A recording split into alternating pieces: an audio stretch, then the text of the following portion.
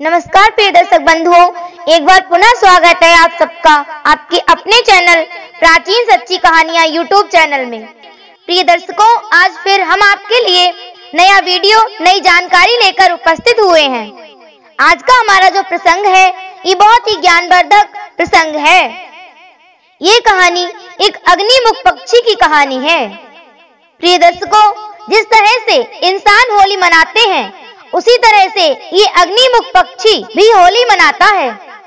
प्रिय दर्शकों, आज की जो कहानी है ये बहुत ही पावन व पवित्र कहानी है, इसलिए कहानी को पूरा व अंत तक अवश्य सुने।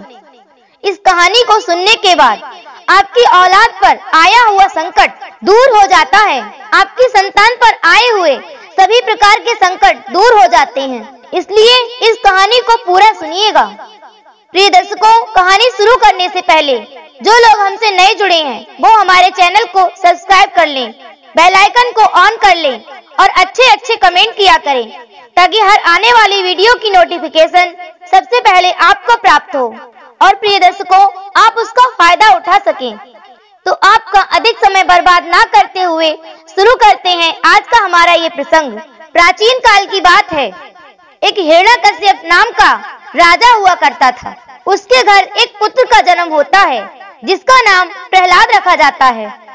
प्रिय दर्शकों, हिरण्यकश्यप ने देवादिदेव महादेव की भक्ति करने के बाद ऐसा वर प्राप्त किया था जिससे वह अपने आप को सर्वश्रेष्ठ समझने लगा था। और उधर उसका पुत्र प्रहलाद वो हमेशा भगवान श्री हरि विष्णु की भक्ति किया करता था। हिरण्यकश्यप अपने पुत्र को बहुत समझाता था कि तुम विष्णु भगवान की भक्ति मत किया करो, तुम सिर्फ मेरी भक्ति करो। वह अपने पुत्र से कहता था कि मैं ही राम हूँ, मैं ही विष्णु हूँ, मैं ही सर्वव्यापी हूँ। इस तरह की बात हिरण्यकश्यप अपने पूरे राज्य में कहता है। इसलिए प्रिय दर्शकों, हिरण्यकश्यप के राज्य में जितने भी लोग थे वो सभी हिरण्यकश्यप की ही भक्ति किया करते थे, उसी की पूजा अर्चना किया करते थे। हिरण्यकश्यप का एक पुत्र ही ऐसा था जो श्री हरि भगवान विष्णु की पूजा किया करता था। इसलिए हिरण्यकश्यप अपने पुत्र से बहुत ही क्रोधित रहता था। उसके बार बार समझाने के बाद भी प्रहलाद भगवान श्री हरि विष्णु की भक्ति नहीं छोड़ता है। हिरण्यकश्यप अपने पुत्र को बार बार समझाता है लेकिन वह नहीं समझता है, तो उसके बाद उसको विभिन्न प्रकार से पीड़ित करना शुरू कर देता है, उसे तरह तरह की यातनाएं देने लगता है। प्रिय दर्शकों, इसी तरह से एक बार की बात है जब हिरण्यकश्यप का पुत्र प्रहलाद गुरुकुल में विद्या अध्ययन के लिए जाता था, तो जब उसके गुरुदेव उसे पढ़ाते थे प्रहलाद उसको नहीं लिखता था। वह हमेशा अपनी पाटी पर भगवान श्री हरि विष्णु का नाम लिखता था। अब उसका गुरु भी बड़ा दुखी हो जाता है। प्रहलाद का गुरु भी उससे कहता है कि प्रहलाद, तुम भगवान विष्णु का नाम मत लिखा करो, यदि तुम्हें नाम ही लिखना है तो तुम अपने पिता का नाम लिखा करो। तुम्हारे पिता ही सर्वव्यापी हैं, वही सृष्टि के पालनहार हैं और वही सृष्टि के कल्याणकारी हैं, इसलिए तुम अपने पिता का नाम लिखा करो। प्रिय दर्शकों, फिर भी प्रहलाद अपने गुरु की बात नहीं मानता है और श्री हरि विष्णु का नाम लिखना बंद नहीं करता है। जब यह बात हिरण्यकश्यप को पता चलती है तो वह अपने पुत्र से बहुत ही क्रोधित होता है और अपने पुत्र को विभिन्न तरह की यातनाएं देना शुरू कर देता है। एक बार की बात है जब प्रहलाद अपने नगर में घूम रहा था तो वह घूमते घूमते एक कुम्हार के घर चला जाता है। वहां वह कुम्हार बर्तनों को पकाने के लिए अपना हाव लगा रहा था। जैसे ही कुम्हार मटकियों को पकाने के लिए हाव में आग लगाता है तो प्रिय दर्शकों उसके अंदर 2 बिल्ली के बच्चे रह जाते हैं। प्रहलाद यह देखकर बहुत ही दुखी होता है और भगवान श्री हरि विष्णु का ध्यान करने लगता है, उनके मंत्रों का जाप करने लग जाता है। प्रिय दर्शकों, नगर के सभी लोग इकट्ठे हो जाते हैं और प्रहलाद को सब बुरा भला कहने लगते हैं।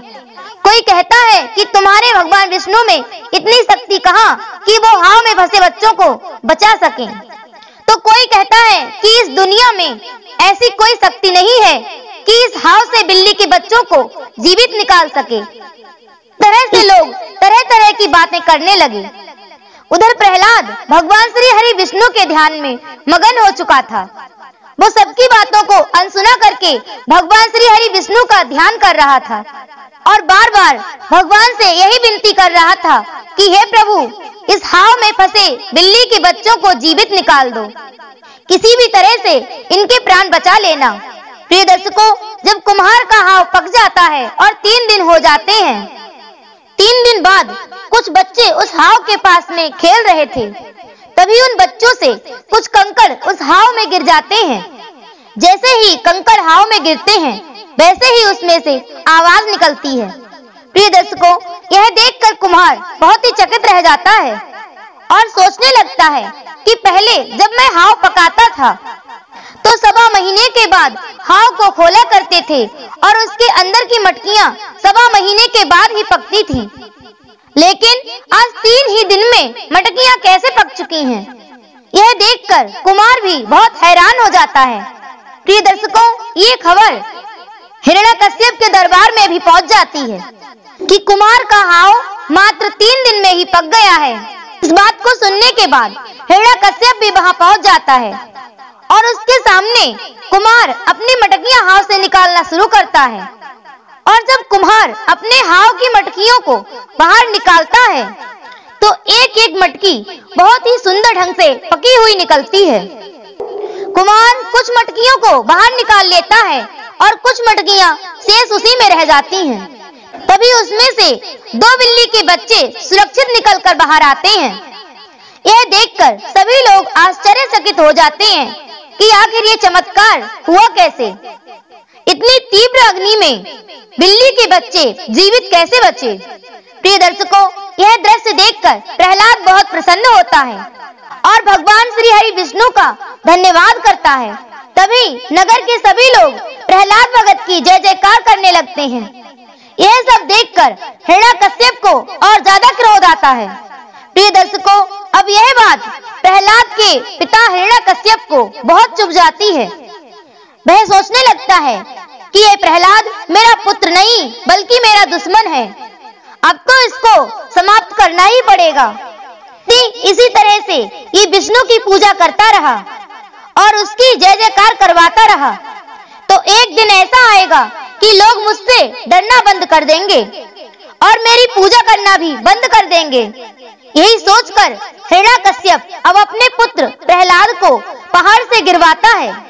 तो प्रिय दर्शकों, वहां से गिरने के बाद भी प्रहलाद बच जाता है और उसके बाद पागल हाथी के नीचे प्रहलाद को डलवा देता है।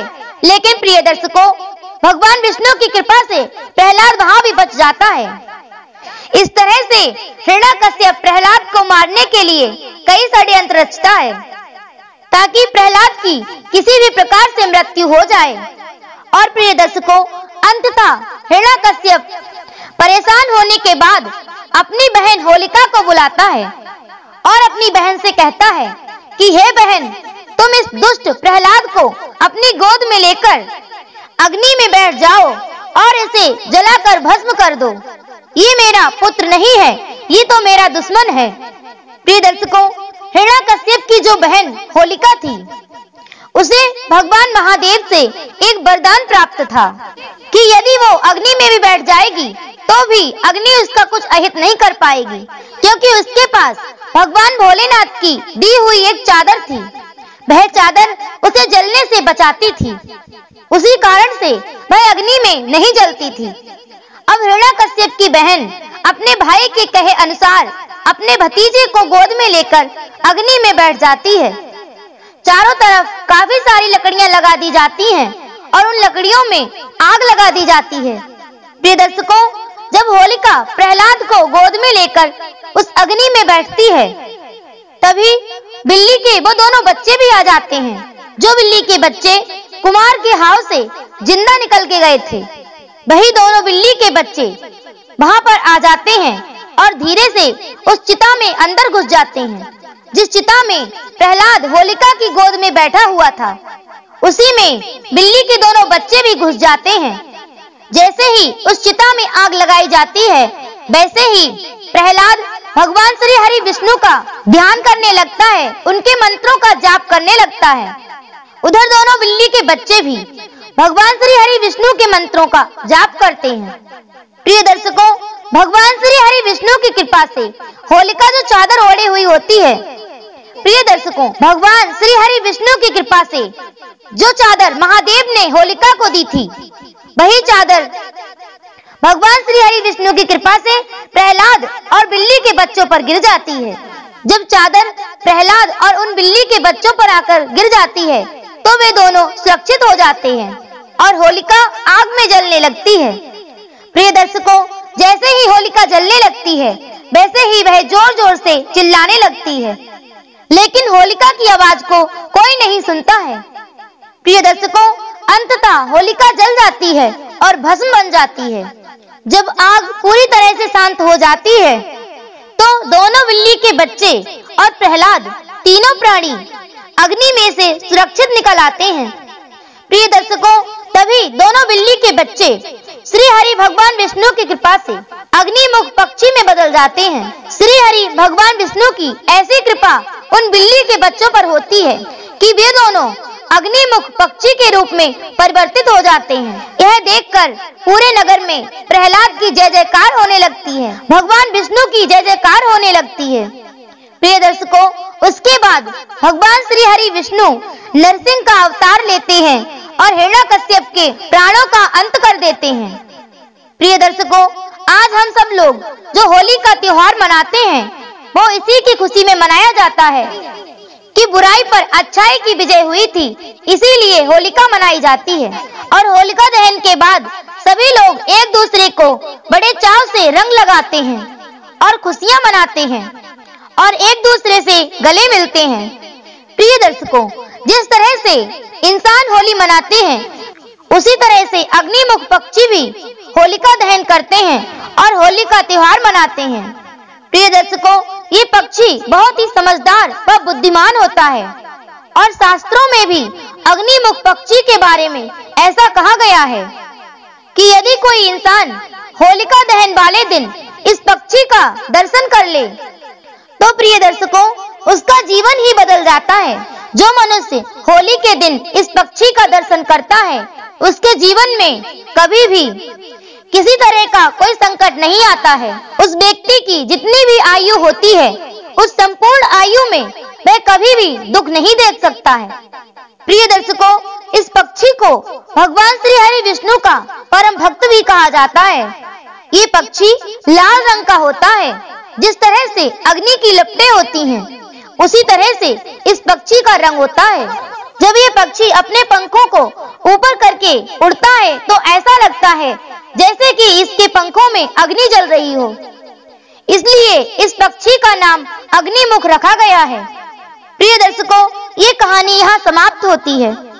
हम उम्मीद करते हैं आज की ये छोटी सी कहानी आप लोगों को जरूर पसंद आई होगी और इस कहानी से आप ढेर सारी प्रेरणाएं लेंगे और लाभ भी उठाएंगे और होली के दिन अग्निमुख पक्षी के दर्शन जरूर करेंगे और अपने जीवन में वो सब कुछ हासिल करेंगे जिसकी आप कामना करते हैं। प्रिय दर्शकों, ये पक्षी बहुत ही लुप्त प्रजाति का होता है। हर किसी व्यक्ति को ये पक्षी दिखाई भी नहीं देता है। ये पक्षी बड़े नसीब वाले लोगों को दिखाई देता है। शास्त्रों में अग्निमुख पक्षी के बारे में ऐसा भी लिखा है कि इसके खून से सोने का निर्माण किया जाता है। यदि इस पक्षी के खून में तांबे को भिगोकर पानी में बुझा दिया जाए तो वह तांबा सोने में परिवर्तित हो जाता है, अर्थात वह स्वर्ण में बदल जाता है। प्रिय दर्शकों, ये पक्षी बड़ा चमत्कारी होता है और भगवान श्री हरि विष्णु की कृपा सदैव इस पर रहती है। प्रिय दर्शकों, ये कहानी यहाँ समाप्त होती है। हम उम्मीद करते हैं इस कहानी से आप कई सारे लाभ उठाएंगे। फिर मिलेंगे एक नई कहानी के साथ। इसी के साथ बंधुओं, राधे राधे, जय श्री कृष्ण।